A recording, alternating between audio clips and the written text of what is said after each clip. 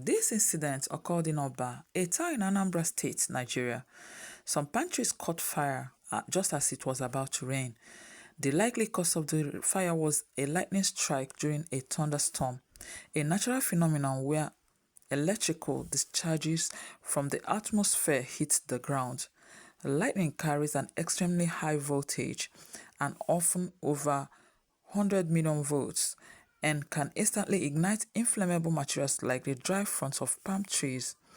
If this had struck a human being directly, it could have resulted in severe burns, nervous system damage, cardiac arrest, or even death.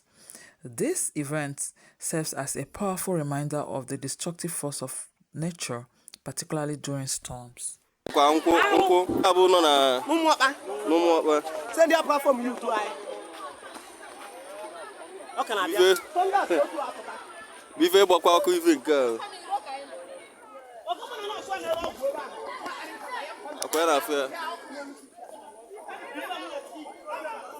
Hey!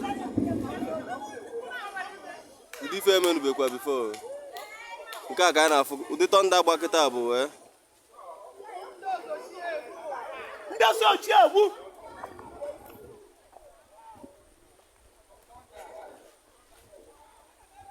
Kaka. Square cushion.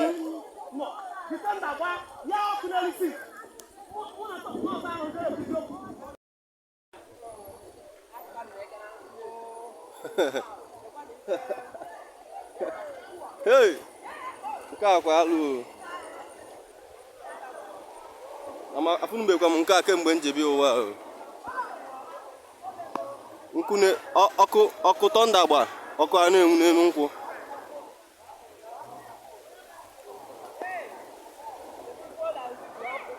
When you hear thunder, head indoors immediately. Find a safe enclosed shelter right away. Even if the sky looks clear, lightning can still strike. Wait at least 30 minutes after the last rumble of thunder before going back outside.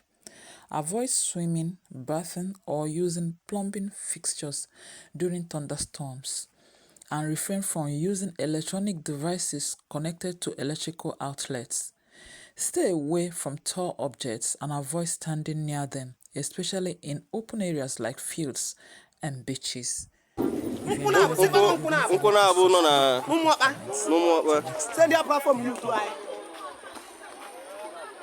For more updates, subscribe and drop your comments. Till next time.